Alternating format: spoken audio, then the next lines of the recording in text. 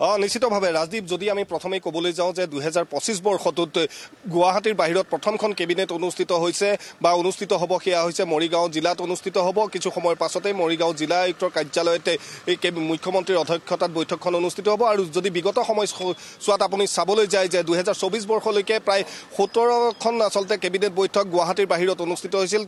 প্ৰথমখন অনুষ্ঠিত হৈছিল ধেমাজিত, তাৰ পৰৱৰ্তী পৰ্যায়ত বঙাইগাঁৱত অনুষ্ঠিত হৈছিল। ঠিক তেনেধৰণে নতুন দিল্লীকে ধৰি ৰাজ্যৰ বাহিৰৰ বিভিন্ন স্থানত 17খন কেবিনেট বৈঠক অনুষ্ঠিত হৈছিল। আৰু সৰ্বমুঠ যদি আপুনি 2024 বৰ্ষটোত চাবলৈ যায় যে 145খন কেবিনেট বৈঠক অনুষ্ঠিত হৈছিল। আৰু ইয়াতে প্ৰায় 1922টা তেওঁলোকে সিদ্ধান্ত গ্ৰহণ কৰিছিল। আৰু সেই সিদ্ধান্তসমূহৰ ভিতৰত 1876টা সিদ্ধান্ত কাৰ্যকৰী হৈছে বুলি ইতিমধ্যে চৰকাৰী তথ্যত প্ৰকাশ পাইছে। কিন্তু মৰিগাঁৱৰ এই বৈঠকে বিশেষ তাৎপৰ্য বা গুৰুত্ব এইকাৰণে লাভ কৰিছে যে মৰিগাঁৱত ইতিমধ্যে কেইবাটাও অভিলাষী প্ৰকল্প ইতিমধ্যে কাম চলি আছে। সেয়া লাগিলে ছেমি কণ্ডাক্টৰ প্ৰকল্পই হওক, মৰিগাঁও মেডিকেল কলেজৰ কথাই হওক বা ভুৰাগাঁও যি দলং ব্ৰহ্মপুত্ৰৰ ওপৰত সেই দলঙৰ কথাই হওক, কেইবাটাও অভিলাষী প্ৰকল্প আছে। আৰু তাৰ লগে লগে যদি আপুনি চাবলৈ যায় মৰিগাঁও মীন পালন বা মৎস্য উৎপাদনকে ধৰি কৃষি অৰ্থনীতিৰ লগত মৰিগাঁও জিলাখন জড়িত বা মৰিগাঁৱৰ ৰাইজ জড়িত। গতিকে এই মৰিগাঁৱতে সেই মৎস্য উৎপাদন, মীন পালনকে ধৰি কৃষি অৰ্থনীতিৰ ক্ষেত্ৰত কেনেধৰণৰ আজিৰ কেবিনেটে সিদ্ধান্ত গ্ৰহণ কৰে তাৰ বাবে মৰিগাঁওবাসীয়ে যথেষ্ট আশাৰে ৰৈ আছে। তাৰ লগে লগে যিটো ছেমি কণ্ডাক্টৰ প্ৰকল্প আছে, সেই ছেমি কণ্ডাক্টৰ প্ৰকল্পৰ প্ৰসংগখিনিও আছে, মৰিগাঁও মেডিকেল কলেজৰ প্ৰসংগও আছে। প্ৰথমে আমি মৰিগাঁওবাসীৰ কিছু মনৰ কথা জানি ল'ব বিচাৰিম, তেওঁলোকে কি বিচাৰে আচলতে। এই যিহেতু আজি 2025 বৰ্ষত যদি আমি চাবলৈ যাওঁ, প্ৰথমখন গুৱাহাটীৰ বাহিৰত কেবিনেট অনুষ্ঠিত হৈছে, তাকো আপোনালোকৰ মৰিগাঁও জিলাত। মৰিগাঁওবাসী হিচাপে আপোনালোকে কেনেকুৱা ধৰণে কি আশা কৰিব? আচলতে এটা ভাল খবৰ, দিছপুৰৰ গাতে লাগি থকা এখন জিলাই হ'ল মৰিগাঁও। এইটো জাতি জনগোষ্ঠীৰ এখন মিলনভূমি। মৰিগাঁও অতি পিছপৰা জিলা, ক্ৰমান্বয়ে আগবাঢ়ি গৈছে। আমি অসম কেবিনেটলৈ স্বাগতম জনাইছোঁ এগৰাকী মৰিগাঁও হিচাপে।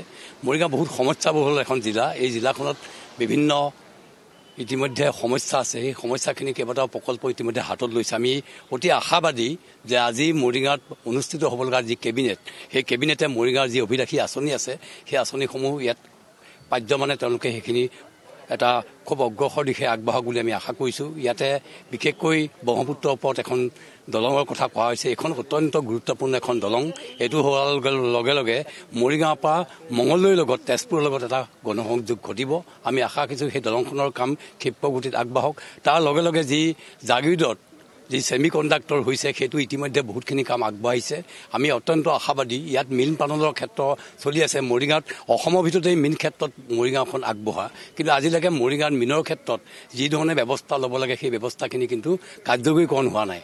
তেনেকৈ ইয়াতে জোনবিল মেলা আজিৰে পৰা আৰম্ভ হৈছে, সেইখনো এটা তাহানীয়া 1400 শতিকাৰ এখন খুব অতি য'ত বিনিময় প্ৰথা, যাত সম্প্ৰীতিৰ মিলনভূমি বুলি কয়, জাতি জনগোষ্ঠীৰ এখন মিলনভূমিয়ে হৈছে জোনবিল মেলা। জোনবিলৰ আধুনিকৰণৰ কাৰণেও কিছু ব্যৱস্থা হাতত ল'ব বুলি আজি কেবিনেটত আমি এইটো অত্যন্ত আশাবাদী।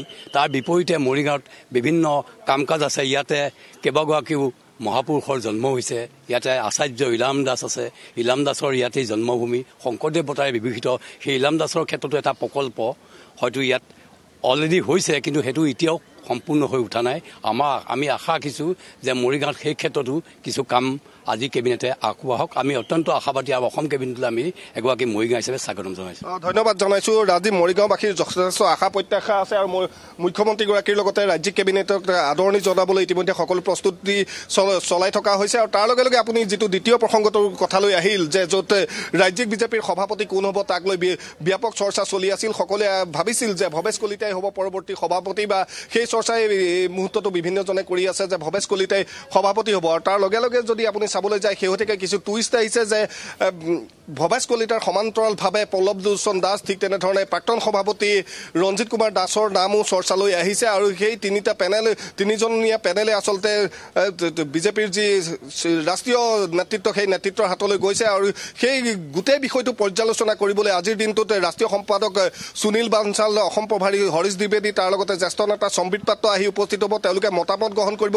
আৰু তাৰ পৰৱৰ্তী পৰ্যায়ত যিগৰাকী নিৰ্বাচনী পৰ্যবেক্ষক গজেন্দ্ৰ সিং শেখাৱত আছে, সেই গজেন্দ্ৰ সিং শেখাৱতে গোটেই বিষয়খিনিৰ ওপৰত চৰ্চা আৰম্ভ কৰিব। বিশেষকৈ 13জন জ্যেষ্ঠ নেতাৰ মতামত গ্ৰহণ কৰিব। তাত থাকিব মুখ্যমন্ত্ৰী ডক্টৰ হিমন্ত বিশ্ব শৰ্মা, প্ৰাক্তন মুখ্যমন্ত্ৰী সৰ্বানন্দ সোণোৱালকে ধৰি RSS নেতাকে ধৰি বিজেপিৰ যি শীৰ্ষ 13জন নেতা, সেই 13জন নেতাৰ মতামত গ্ৰহণ কৰিব। আৰু সেই 13জন নেতাৰ মতামত গ্ৰহণ কৰিয়েই যাৰ ফালে আচলতে সংখ্যা অধিক হয়, তেওঁকেই হয়তো সভাপতি পদত পুনৰ অধিষ্ঠিত কৰিব। গতিকে কৈ থকা হৈছিল যে মুখ্যমন্ত্ৰী ডক্টৰ হিমন্ত বিশ্ব শৰ্মাৰ লগতো ভৱেশ কলিতাৰ সুসম্পৰ্ক ঠিক তেনেধৰণে পল্লৱ লোচন দাসৰ সুসম্পৰ্ক আছে গতিকে কোন হ'ব সভাপতি প্ৰাক্তন সভাপতি ৰঞ্জিত কুমাৰ দাসৰ নামো যথেষ্ট চৰ্চাত আছে বা তেওঁকো বহুতেই বিচাৰে বা তেওঁ ইচ্ছা প্ৰকাশ কৰিছিল মাজভাগতে যে তেওঁ ৰাজ্যিক বিজেপিৰ সভাপতি পদত তেওঁ অধিষ্ঠিত হ'ব গতিকে এই বিষয়সমূহ চৰ্চা হৈ আছে গতিকে কোন হ'ব সেইটো এই মুহূৰ্তত আটাইতকৈ গুৰুত্বপূৰ্ণ প্ৰশ্ন গতিকে ক'ব পাৰি ভৱেশ কলিতাৰ নাম চৰ্চা হৈ আছিল যদিও শেহতীয়াকৈ কিন্তু ৰঞ্জিত কুমাৰ দাস আৰু পল্লৱ কুমাৰ দাসৰ নাম তাত এণ্ট্ৰি হৈছে গতিকে